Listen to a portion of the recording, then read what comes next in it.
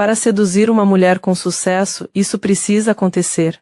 Há um momento, e se você já passou por isso, sabe exatamente do que estou falando, em que tudo muda. Não é estrondoso, não é dramático. Na verdade, a maioria das pessoas nem percebe porque está procurando outra coisa. Estão esperando o grande gesto, a frase perfeita, o momento certo, mas não é assim que funciona. O que realmente acontece é muito mais silencioso. É uma mudança, uma sutil recalibração na forma como duas pessoas se percebem.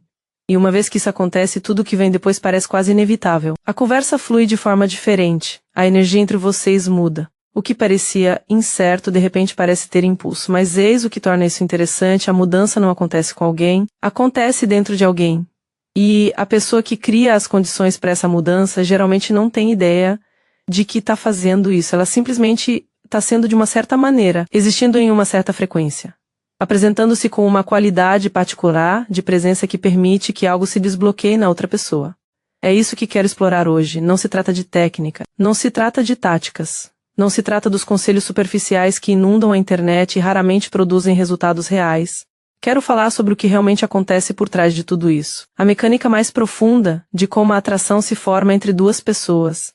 Porque uma vez que você entenda isso, tudo mais começará a fazer sentido. Deixe-me começar com uma pergunta. Pense na última vez em que você se sentiu genuinamente atraído por alguém. Não apenas notou a pessoa. Não apenas a achou atraente superficialmente, mas realmente atraído por ela. Algo nela chamou sua atenção de uma forma quase involuntária. Você queria saber mais. Queria estar mais perto. Você se pegou pensando nela quando ela não estava por perto. O que estava acontecendo ali? Se você tentar analisar logicamente, provavelmente chegará a uma lista de atributos superficiais. A pessoa era bonita, era engraçada, parecia confiante, vestia-se bem, tinha um emprego interessante. Mas nada disso realmente define a atração, não é? Porque você já conheceu muitas pessoas bonitas, engraçadas, confiantes, bem vestidas e com empregos interessantes que não lhe causaram absolutamente nenhuma atração. Simplesmente não havia química. Então o que havia de diferente nessa pessoa? A diferença não está no que ela tinha, mas no que ela criou. Quando alguém é genuinamente cativante, sem fingir, sem se esforçar, apenas sendo, essa pessoa cria uma atmosfera ao seu redor. Uma espécie de espaço energético que as outras pessoas conseguem sentir, mesmo que não consigam expressá-lo em palavras. É como entrar em uma sala e imediatamente perceber que algo está diferente. O ar parece diferente. Sua atenção se orienta de forma diferente, você fica mais alerta, mais presente, mais curioso. E quando você entra nesse espaço, algo acontece dentro de você. Seu sistema nervoso começa a mudar. Sua guarda baixa um pouco.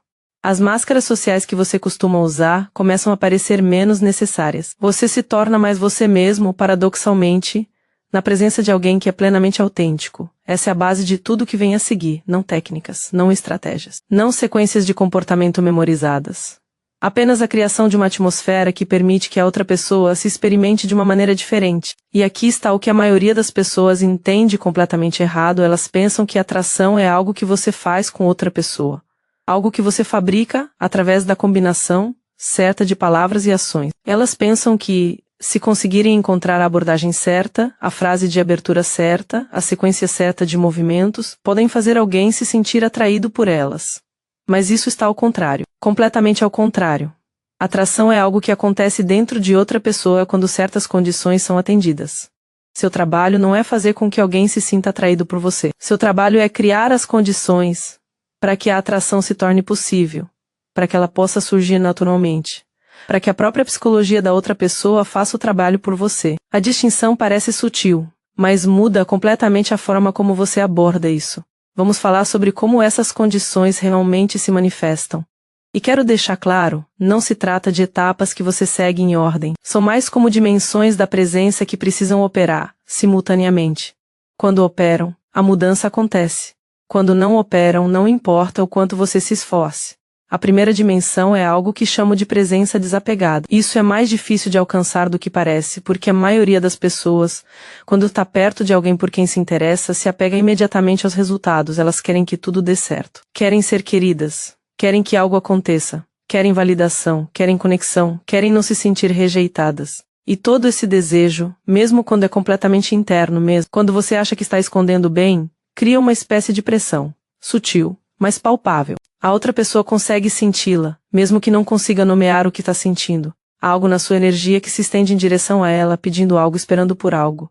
Você sabe como é essa sensação quando está do outro lado. Alguém está falando com você, mas não está realmente presente. Está à frente do seu tempo, já pensando em como a conversa pode terminar, já monitorando a interação em busca de sinais de sucesso ou fracasso, já calculando o seu próximo passo. Há uma qualidade de alcance na presença dessa pessoa. Uma mão invisível estendida em sua direção, pedindo algo que você ainda não ofereceu. Quando você sente isso, o que acontece? Você se retrai, não conscientemente, não drasticamente, apenas uma leve retração de energia. Um sutil fechamento da abertura que poderia estar ali, você se torna um pouco mais cauteloso, um pouco mais reservado, um pouco menos disposto a se permitir sentir qualquer coisa. Isso é completamente natural, completamente automático. É o seu sistema se protegendo de ser puxado para a agenda de outra pessoa. Agora compare isso com o que acontece quando alguém está genuinamente desapegado. Essa pessoa está interessada em você? Isso é claro. Há calor humano, atenção e envolvimento. Mas a autoestima dela não depende de como essa interação se desenrola. Ela está curtindo a conversa, curtindo sua companhia, mas ficaria perfeitamente bem se não desse em nada. Ela não está atuando para obter um resultado. Ela está apenas presente. Não há pressão. Nenhuma agenda. Nenhuma mão invisível estendendo-se em sua direção. Apenas duas pessoas compartilhando um momento sem que nenhuma delas precise que seja algo diferente do que é. Nesse espaço, algo notável acontece. Suas defesas relaxam.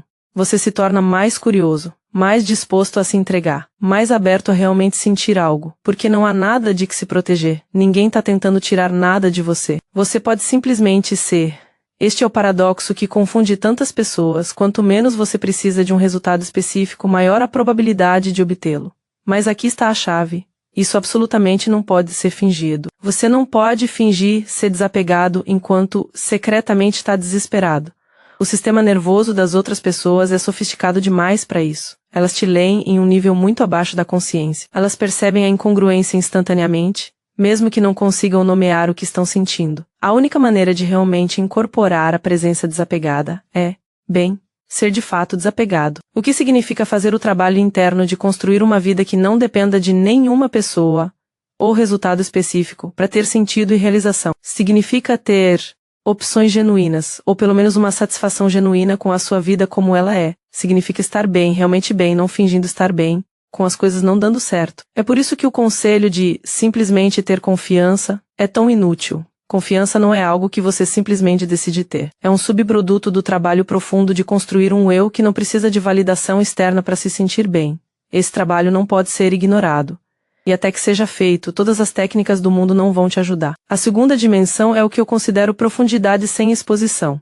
A maioria das pessoas, quando tenta se conectar com alguém, cai em uma de duas armadilhas. Ou permanecem totalmente na superfície. Tópicos seguros, conversa agradável, nada que revele algo real sobre quem são, ou compartilham demais, despejando sua história de vida e bagagem emocional em alguém que mal conhecem. Nenhuma dessas opções cria atração. A primeira gera tédio. A segunda gera desconforto. E, no entanto, esses são os dois modos que a maioria das pessoas adota por padrão, porque não sabem que existe uma terceira opção. Você pode ser profundo sem ser pesado. Você pode revelar essência sem revelar tudo. Você pode transmitir a alguém a sensação de que há muito mais em você do que aquilo que ela está vendo no momento. Camadas que ela ainda não acessou, profundezas que ela não explorou, sem sobrecarregá-la com intimidade prematura. Na verdade, isso tem mais a ver com a forma como você se comunica do que com o que você comunica. Alguém pode falar sobre assuntos completamente banais, seu trabalho, seu fim de semana, suas opiniões sobre coisas aleatórias e ainda assim transmitir profundidade. Está na reflexão por trás das palavras, na sensação de que a pessoa realmente refletiu sobre a própria experiência, em vez de simplesmente viver no piloto automático, no vislumbre ocasional de vulnerabilidade que sugere que existe um ser humano real ali, e não apenas uma atuação. Está nas pausas. Nos momentos em que você deixa algo se assentar em vez de se apressar para preencher o silêncio. Na disposição de refletir sobre uma pergunta antes de respondê-la. Na capacidade de dizer eu não sei, sem que isso diminua você. O efeito disso na outra pessoa é fascinante. Ativa a curiosidade dela de uma forma que a interação superficial jamais conseguiria. Ela começa a querer saber mais. Começa a preencher as lacunas com a imaginação. Eles começam a investir energia mental e emocional tentando te entender. E aqui está a questão sobre investimento. Uma vez que alguém começa a investir em você, sua atenção, sua curiosidade, sua imaginação, essa pessoa se apega mais a você. Não porque você a manipulou para isso, mas porque é assim que a psicologia humana funciona. Valorizamos aquilo em que investimos. Nos importamos com aquilo em que gastamos energia. Ficamos curiosos sobre enigmas que ainda não resolvemos. O erro que as pessoas cometem é, ou revelar tudo muito rápido, o que elimina o mistério e a oportunidade de investimento, ou não revelar nada, o que não dá a outra pessoa nada em que investir. O ponto ideal é a incompletude estratégica, o suficiente para intrigar, não o suficiente para satisfazer, o suficiente para sugerir profundidade, não o suficiente para mapeá-la completamente. A terceira dimensão é algo que comecei a chamar de dissonância confortável. Deixe-me explicar o que quero dizer com isso, porque é contraintuitivo. Quando duas pessoas se encontram pela primeira vez, geralmente há um certo roteiro que é seguido, perguntas previsíveis, respostas previsíveis, padrões de comportamento previsíveis. Todos sabem o seu papel, todos se mantêm dentro dos limites esperados. A conversa flui por caminhos já trilhados por milhões de conversas semelhantes. É confortável, mas também completamente esquecível. Nada ali ativa as partes mais profundas do cérebro responsáveis pela atração e conexão. São apenas duas pessoas, cumprindo o protocolo, realizando o ritual de se conhecerem sem realmente se conhecerem. Você poderia substituir qualquer uma das pessoas por outra, e a conversa seguiria praticamente o mesmo rumo. Agora, o que acontece quando alguém quebra esse roteiro, não de forma agressiva, não de forma socialmente inadequada, apenas desviando-se sutilmente do esperado, dizendo algo surpreendente, respondendo de forma inesperada, introduzindo um pouco de atrito em uma interação que de outra forma seria tranquila. O cérebro da outra pessoa desperta. De repente ela precisa prestar atenção. De repente não consegue prever o que virá a seguir. De repente a interação se torna interessante de uma forma que a maioria das interações não é. Ela não está mais no piloto automático. Está presente, engajada, alerta. É isso que quero dizer com dissonância confortável. Você introduz imprevisibilidade suficiente para capturar a atenção, mas não tanto a ponto de gerar ansiedade. Você mantém a outra pessoa ligeiramente desestabilizada, mas de uma forma que parece intrigante em vez de ameaçadora. Você é diferente o suficiente para ser memorável, mas não tão diferente a ponto de parecer instável ou inseguro. O erro que as pessoas cometem é ir para um dos dois extremos. Ou são muito seguras, completamente previsíveis, fáceis de categorizar, esquecíveis, apenas mais uma versão de todos os outros, ou são muito caóticas, criando tanta incerteza que o sistema nervoso da outra pessoa entra em modo de proteção. O primeiro é entediante, o segundo é exaustivo, nenhum dos dois gera atração. O ponto ideal é aquele espaço entre os dois, onde há imprevisibilidade suficiente para manter o interesse, mas consistência suficiente para manter a confiança, onde a outra pessoa não sabe bem o que esperar de você, mas se sente segura o suficiente para ficar por perto e descobrir, onde você é um enigma que ela quer resolver em vez de uma ameaça que ela precisa controlar. Isso não exige ser estranho ou provocativo. Pode ser tão simples quanto dar uma resposta ponderada a uma pergunta que geralmente recebe uma resposta superficial, ou fazer uma pergunta que ninguém lhe fez antes, ou ter uma opinião que não se encaixa perfeitamente nas categorias que as pessoas esperam, pequenos desvios do roteiro que sinalizam há algo diferente aqui. Isso pode valer a pena prestar atenção. A quarta dimensão é o que eu chamo de energia diretiva. Este é um tópico delicado porque é facilmente mal compreendido, mas também é absolutamente essencial, então quero abordá-lo com cuidado e profundidade. Em qualquer interação entre duas pessoas há uma certa dança de energia acontecendo abaixo da superfície. Uma pessoa tende a liderar, a outra a seguir. Uma pessoa tende a definir o contexto, a outra a operar dentro dele. Uma pessoa tende a criar a estrutura da interação, a outra a preencher com sua participação. Isso não tem a ver com dominância ou submissão em um sentido grosseiro, é apenas a dinâmica natural de como os seres humanos interagem, o que cria atração. E isso é consistente em todos os contextos, gêneros e culturas, é quando alguém demonstra a capacidade de liderar sem impor, de definir a direção sem controlar, de ter uma noção clara do que quer e para onde está indo, enquanto permanece genuinamente receptivo às preferências e limites da outra pessoa. Isso é o oposto da passividade do vamos ver no que dá que muitas pessoas adotam por padrão. Esse tipo de passividade não é, na verdade, neutro.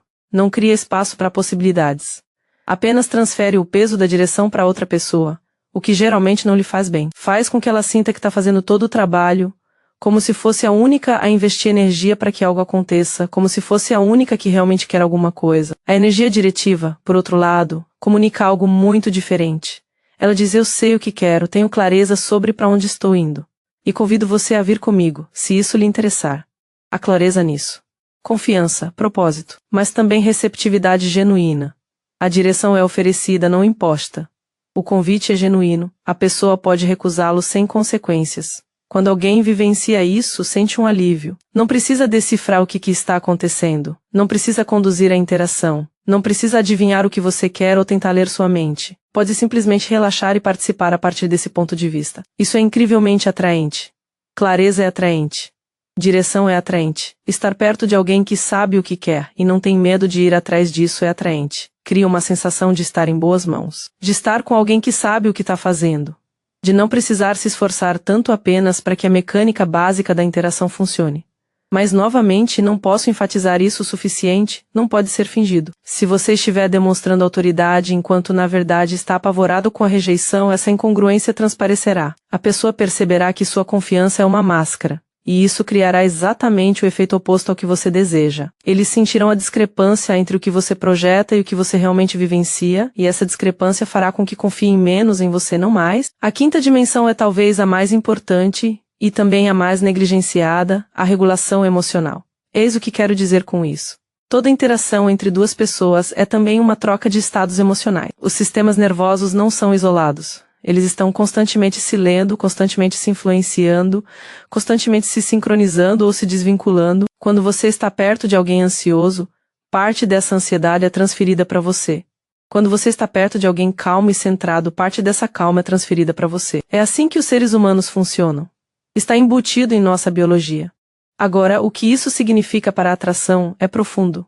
Se você é internamente caótico, ansioso, carente, reativo, emocionalmente instável, esse caos irradia para fora e afeta todos ao seu redor. Não importa o quão bonito você seja, não importa o quão bem você se saia, não importa o quão perfeitamente você execute todas as técnicas que aprendeu, as pessoas conseguem sentir esse caos e isso as faz se sentirem caóticas também. O que não é uma sensação boa. O que as faz querer se afastar de você, mesmo que não consigam articular o porquê. Elas podem não saber que estão sentindo sua ansiedade. Elas apenas sabem que estar perto de você não parece certo. Algo está errado. Algo é perturbador. E então elas se afastam, não porque você fez algo errado, superficialmente, mas porque seu estado interno estava criando uma experiência para elas que elas não queriam ter. Por outro lado, se você está internamente regulado, calmo, centrado, emocionalmente estável, em paz consigo mesmo, essa regulação também irradia para o exterior. Estar perto de você é bom. As pessoas relaxam na sua presença. Seus sistemas nervosos se acalmam. Elas se sentem mais calmas e centradas quando estão com você do que quando não estão. Isso é incrivelmente atraente, não porque você esteja fazendo algo específico. Simplesmente porque estar perto de você é melhor do que estar perto da maioria das pessoas. Seu sistema nervoso regulado se torna um presente que você oferece a todos que entram no seu espaço. Você se torna um porto seguro em um mundo caótico. E aqui está o efeito cumulativo quando alguém se sente melhor perto de você, começa a associar esses bons sentimentos a você. O cérebro dessa pessoa começa a fazer de você a causa de como ela se sente. Mesmo que você não esteja fazendo nada com ela, você está apenas sendo regulado e permitindo que ela se autorregule na sua presença. Ela o experimenta como a fonte do seu estado emocional positivo. Essa é uma das dinâmicas mais poderosas da atração humana.